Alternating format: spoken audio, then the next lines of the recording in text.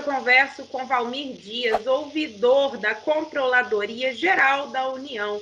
Valmir, obrigado por atender nosso pedido, conversar conosco. Olá, Thaís. Eu que agradeço pelo convite e um grande abraço para todos que acompanham a audiência do CONAS. Maravilha. Dias, a ouvidoria é fundamental nesse contexto que a gente está vivendo agora. É o controle social, né? É a voz do cidadão.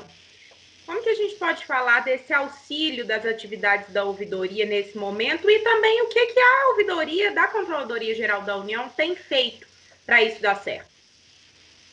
Nesse momento que a gente está passando em relação à pandemia, que a gente tem que rever métodos de trabalho, formas de interação, não só no campo da ouvidoria, mas em toda a nossa vida, né? O cidadão acaba tendo também a maior necessidade de interação com o Estado. Então, tenta apresentar de alguma forma os seus anseios, suas expectativas, as necessidades que tem em relação a alguma atuação estatal. E nós, na ouvidoria, mesmo com essas limitações, com essa mudança de rotina, com a questão de muitos de nós estarmos em trabalhos remotos, né, temos que buscar um meio de bem atender esse cidadão, de buscar corresponder a essas expectativas. Então, é um grande desafio, mas também é uma grande oportunidade de aprendizado, de crescimento da atividade de ouvidoria, de realmente a gente ampliar a nossa situação enquanto intermediário entre o cidadão e o Estado, e acentua também muito a questão da colaboração com outras ouvidorias, da atuação em rede ou em sistema, da colaboração com as áreas gestoras, para que a gente possa dar uma resposta mais pronta e adequada, porque a ouvidoria por si só também não consegue resolver a demanda se os gestores não tiverem cientes desse papel, da importância de enxergar a ouvidoria como uma possibilidade também de ter uma melhor qualidade na prestação do seu serviço. E a gente pode perceber isso, por exemplo, com as ações específicas relacionadas à Covid-19. No nosso caso, por exemplo, no âmbito federal, foi criado um canal pela CGU no dia 20 de março para recebimento de manifestações de ouvidoria específicas sobre o enfrentamento ao coronavírus, a Covid-19, e desde lá a gente já tem mais de 23 mil manifestações registradas, com algumas características interessantes que nos permitem melhor avaliar nossas ações, como, por exemplo, o tempo médio de conclusão dessas manifestações, que pela lei são um tempo de 30 dias, mas que no sistema como um todo, historicamente, a gente tem uma média de 20 dias, a gente chega agora numa média, nos assuntos específicos relacionados à Covid-19, 11 dias. Então, há uma maior celeridade. E, por outro lado, como a gente no âmbito federal também tem uma plataforma integrada de ouvidoria e acesso à informação que todas as ouvidorias federais utilizam, que é a plataforma Fala BR, a gente consegue monitorar também a qualidade dessas respostas e orientar como órgão central, no caso da CGU, por meio da Ouvidoria Geral da União, eventuais respostas que possam ser não tempestivas ou não adequadas para aquele momento. Nesse cenário que a gente está, as coisas mudam muito rápido, as informações também. Então, a mesma resposta que ontem era adequada para o cidadão, daqui a 2, 3 dias ela passa a estar ultrapassada porque mudou o cenário, mudou alguma regra, foi revisto algum programa ou algum benefício que está sendo fornecido. Então, realmente é um grande desafio, é um momento desafiador, mas que também é enriquecedor pela possibilidade, em alguma medida, nós na ouvidoria podermos estar contribuindo para diminuir o impacto na vida dos cidadãos. Pois é, imagino que não deve ser fácil ser ouvidor geral da União, ser aí os ouvidos da sociedade das reclamações nesse momento. E as reclamações, inclusive, elas são muitas e estão relacionadas ao Corona Voucher. Esse auxílio que gera tanta polêmica, mas que também a gente precisa fazer o lado não só do governo, mas do papel da sociedade. Tem muita gente passando necessidade, tem, mas também tem gente pegando o auxílio indevidamente. Como que fica a manifestação na ouvidoria nessa hora? Bom, é interessante você mencionar esse assunto, porque hoje a gente já tem metade das manifestações sobre coronavírus específicas sobre o auxílio emergencial. Então, no início, as manifestações eram mais voltadas sobre questões de afastamento social, de descumprimento de regras de saúde, falta de EPI, algo nesse sentido, também sugestões variadas e a questão de benefício de auxílio foi, ao longo do tempo, crescendo, né? Principalmente a partir do final do mês de março, quando se começou a falar do benefício, houve a mudança legislativa e a operacionalização, então, desse benefício. e a gente percebe uma mudança de perfil, então, nessas manifestações. Esse acompanhamento mais próximo que a gente tem feito, esse monitoramento estratégico como órgão central tem podido, nos permitido, né, perceber esse tipo de situação e o perfil das reclamações e das denúncias. Especificamente sobre a fraude, como você bem mencionou, nós, em que pese, infelizmente, nós temos aí muitas pessoas no Brasil que se aproveitam desse momento para desviar recursos, nós também temos pessoas corajosas que confiam em fazer denúncias sobre esses casos. E a gente conseguiu várias denúncias relacionadas a assuntos que agora foram divulgados, a falhas que foram divulgadas. E a gente pôde, por meio desse canal, contribuir, atuar junto, por exemplo, com o Ministério da Cidadania, para encaminhar com mais celeridade essas tipologias, porque alguns casos não é o volume que importa, é a tipologia, porque se aconteceu uma vez, quer dizer que é uma fragilidade que pode ser aproveitada pelos fraudadores, então a ouvidoria pode subsidiar a alta administração. Olha, esse cruzamento não funcionou aqui, não pegou esse tipo de irregularidade. Então, nós tivemos, por exemplo, denúncias sobre o caso de brasileiros que moram no exterior, que é algo que ficou bem em evidência nos últimos dias. Então, tanto na CGU, por meio da ouvidoria, a gente conseguiu identificar isso, quanto a nossa área de controle, que também detectou, que realizou cruzamentos, que informou possíveis irregularidades. Então, essa atuação articulada, né, tanto com gestores, com outras áreas de controle, tem ajudado bastante. O cidadão se manifestando reforça muito essa capacidade de atuação, porque nesse momento que é tão excepcional, ter insumos vindos direto do cidadão também é importante. Ou seja, mesmo que individualmente, nesse caso da denúncia, por exemplo, há várias denúncias que são anônimas, que a gente chama de comunicação de irregularidade, né? Então, a gente não vai dar uma resposta para o denunciante, porque a gente não sabe quem ele é, mas a manifestação dele foi importante para que a gente identificasse tipologias. Então, hoje, no caso de detecção de fraude, a ouvidoria tem trabalhado muito na detecção de tipologias para subsidiar tanto as áreas de apuração quanto as áreas gestoras, para melhorar os processos, tentar aprimorar, fechar esses gargalos que, numa situação dessa emergencial, se apresentam. E sempre tem, infelizmente, alguém tentando se aproveitar dessas situações. Né?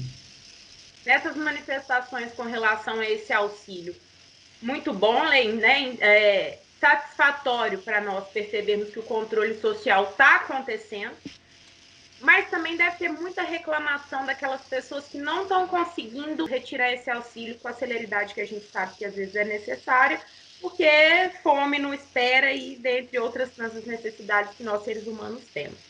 A ouvidoria está tendo uma tratativa especial para esse tipo de demanda ou todas as demandas são tratadas de forma única? Bom, hoje essa demanda ela acaba tendo uma prioridade dentro da prioridade, vamos dizer assim. Por quê? Nós temos o assunto, o coronavírus. Então, dentro das manifestações de coronavírus, todas elas têm prioridade. Né? Quando foi criado o canal, as demandas que entram nesse canal têm prioridade. Só que o que acontece? No caso do auxílio emergencial, há uma característica.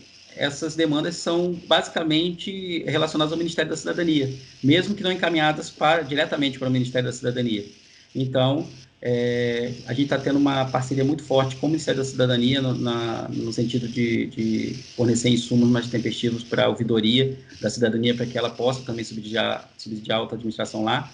E outro impacto interessantíssimo, se você verificar no assunto coronavírus, lá no nosso painel Resolveu, que é de transparência ativa, ou então consultar o relatório que a gente publica semanalmente, o último agora a gente publicou dia 25, toda segunda a gente publica um relatório específico sobre coronavírus, lá no gov.br/cgu/coronavírus, que é um canal da CGU, o espaço da CGU que divulga informações sobre o enfrentamento da Covid-19 no âmbito federal.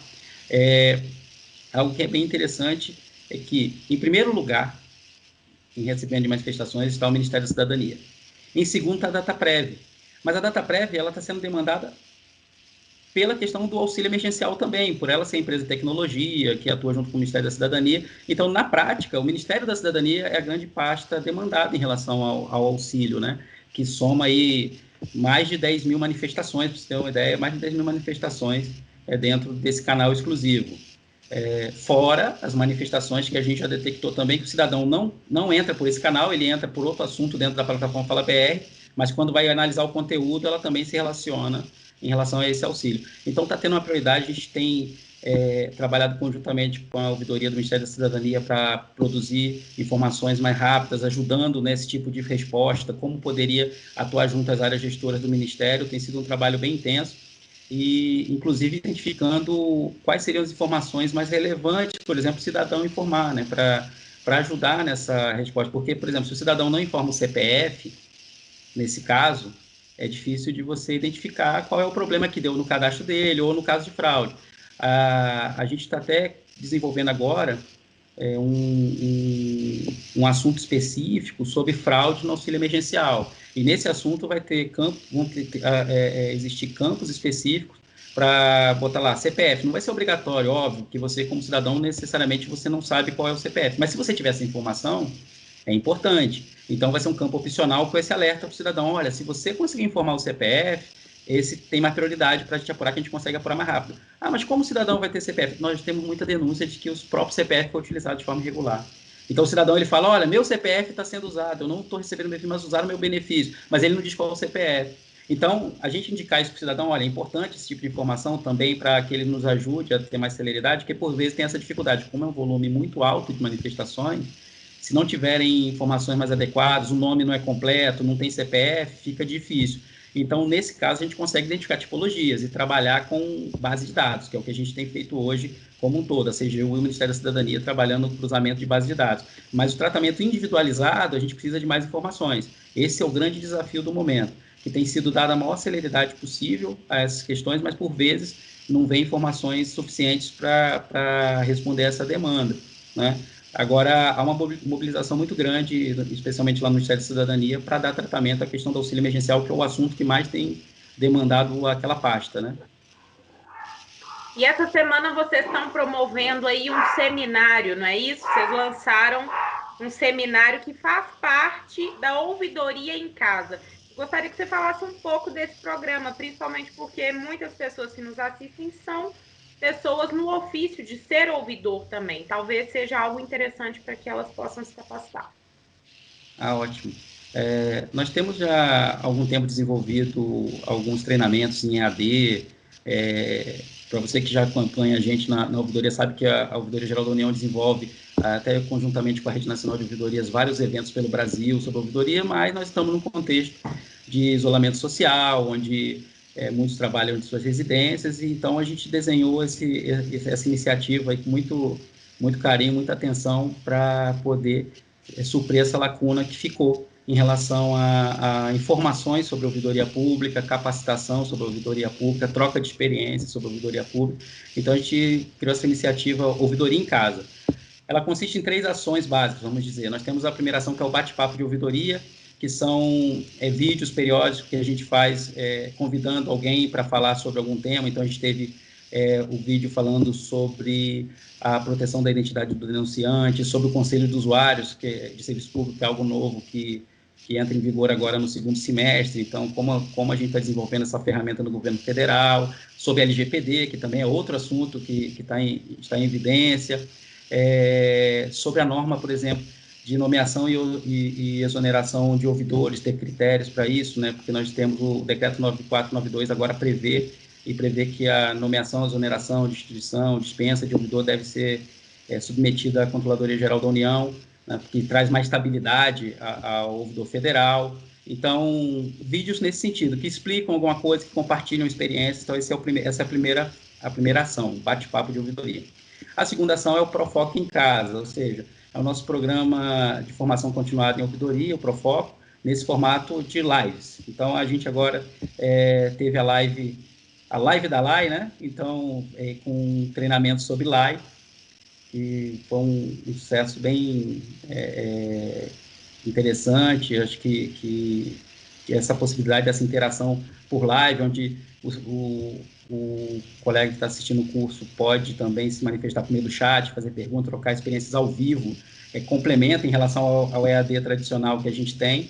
Então, é bem interessante. E a terceira ação, que é de seminário. A gente agora acabou de lançar o seminário Ouvidoria em Tempo de Pandemia, que vai ser realizado dia 16 agora de junho, né, a partir das 14h30. Então, quem tiver interesse ainda, é só chegar no dia e entra lá em ouvidorias.gov, onde tem o nosso espaço de ouvidoria, da ouvidoria em casa, que tem lá as informações para acessar, vai ser na plataforma Teams, então comporta um grande número de assistência, e é a oportunidade da gente compartilhar várias experiências. Vamos ter um painel falando sobre como as ouvidorias se comportam aí nesse momento de pandemia, com a OGU, a ouvidoria do Ministério da Saúde, a ouvidoria do próprio Ministério da Cidadania, contando um pouco dessa experiência, desse grande desafio de trabalhar essas questões do coronavírus. Painel também sobre a LGPD, com a participação também de organizações sociais, falando como trabalham nas suas comunidades para mapear informações sobre coronavírus nas suas comunidades. Então, assim, é uma grande oportunidade mesmo de trocar experiência, de conhecer um pouco mais do que tem sido feito no Brasil afora em relação à ouvidoria pública e à participação cidadã. Dias, aqui caminhando para o final, uma pergunta talvez um pouco mais sensível. Os ouvidos que escutam as dificuldades da sociedade precisam, antes de tudo, do que todos nós precisamos, de empatia. Qual a mensagem que você tem para deixar, você que está percebendo, absorvendo e tentando resolver ao máximo aí por meio da ouvidoria da Controladoria Geral da União, essas demandas e dificuldades que a gente está encontrando aí diante dessa pandemia? Qual é a mensagem de empatia que você tem para deixar para a nossa sociedade? A empatia é a palavra-chave para qualquer ouvidor, né? Então, o que a gente tem que ter sempre em mente nesse momento é que as pessoas estão em momentos de dificuldade, as pessoas estão sofrendo, é uma questão que se sempre fala na ouvidoria, né, do acolhimento. A gente tem que acolher essas pessoas, mas mais do que acolhimento, a gente tem que ter resolutividade. Então, a gente tem que atender bem, atender com a melhor possibilidade que a gente tem, os meios que a gente tem para que o cidadão se sinta realmente acolhido ao se dirigir à ouvidoria, ainda que a gente tenha toda a tecnologia, mas por vezes há um atendimento por telefone, há um atendimento por um meio presencial, por exemplo, que hoje está bem diminuído, mas é uma realidade para muitos lugares. Então, a gente tem que ter essa sensibilidade de ouvir, daquela escuta atenta, né, e acolhedora, mas também pensar muito na resolutividade das nossas ações, porque nós temos que buscar junto às outras áreas, as áreas gestoras, a melhor resposta para o cidadão. E aí a empatia avança no sentido da gente ter essa empatia com o cidadão e também ter empatia com o gestor para a gente conseguir a melhor solução possível naquele momento e ser sincero nessa resposta. Eu não posso fazer marketing com a ouvidoria, eu não posso querer dar uma resposta positiva para a sociedade quando essa resposta efetivamente não traz uma melhoria na vida das pessoas. Então, a empatia resume muito isso, assim, a gente entender como o outro está, colocar no lugar do outro e tratar o outro como a gente gostaria de ser tratado e buscar a melhor solução para aquela demanda. E ser sincero na resposta. Se não for possível, infelizmente não é possível, a gente tenta dar essa resposta da melhor forma possível, mas que a gente tenha à noite, quando chegar em casa, ou já estando em casa, porque a gente está num trabalho remoto por vezes, a gente tem a consciência tranquila que a gente fez o nosso melhor, se esforçou ao máximo, e que a gente está trabalhando da melhor forma e buscando formas de sempre avançar, né, no nosso trabalho para aprender e melhorar e dar a melhor resposta que o cidadão espera de nós, enquanto intermediários entre essa relação da sociedade com o Estado. Maravilha. Então, para a gente fazer essa ponte de denúncias, quais são os canais que o cidadão pode ter acesso e fazer suas reclamações, sugestões ou até elogios? Sim, inclusive é algo que é importante, você mencionou elogios, a gente está trabalhando, em primeira mão de falar, a gente está trabalhando agora para uma campanha para incentivar elogios aos profissionais de saúde, por exemplo, que tanto tem se esforçado para atender a população. Então, nessas horas a gente fala muito de reclamação, de denúncia e por vezes esquece de destacar os elogios também que vários heróis recebem ao enfrentar um momento de dificuldade e de estar expondo a sua própria vida em risco, né? Então, é um ponto importante, só acrescentando aí que você falou, que realmente a gente também tem que ter essa questão positiva, né? Mostrar que tem gente que está se esforçando, que se dedicando para contribuir mesmo na linha de frente, lá presencialmente, não tem como fazer teletrabalho, vai lá e está na linha de frente no dia a dia. O nosso canal principal, né? Porque hoje a gente está com afastamento, é o que mais é demandado, é a plataforma Fala BR, que é falabr.cgu.gov.br. né? Lá você pode fazer todas as manifestações, inclusive não só para o governo federal. Essa plataforma, ela também é disponibilizada para os integrantes da Rede Nacional de Ouvidoria que assim desejarem. Então, nós temos hoje 1.900 ouvidorias estaduais e municipais que usam a plataforma.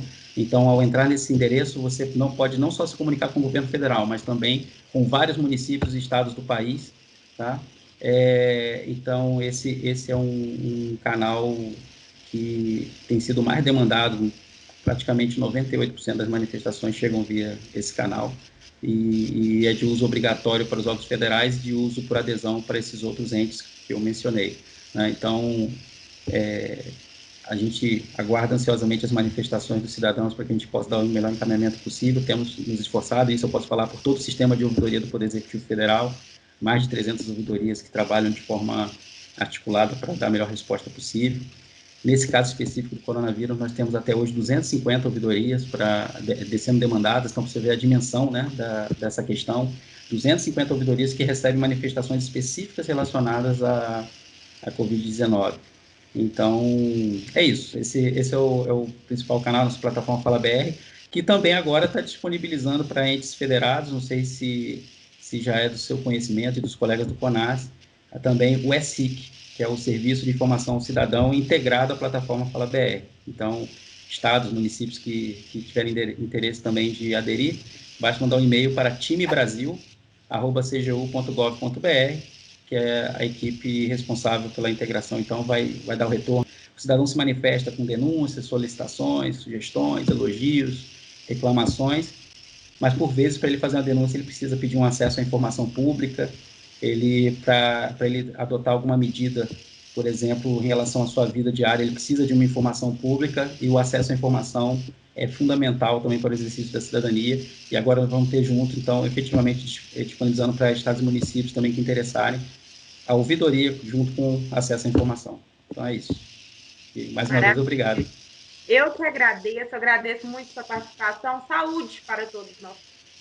Saúde para todos nós e até a próxima. Até a próxima.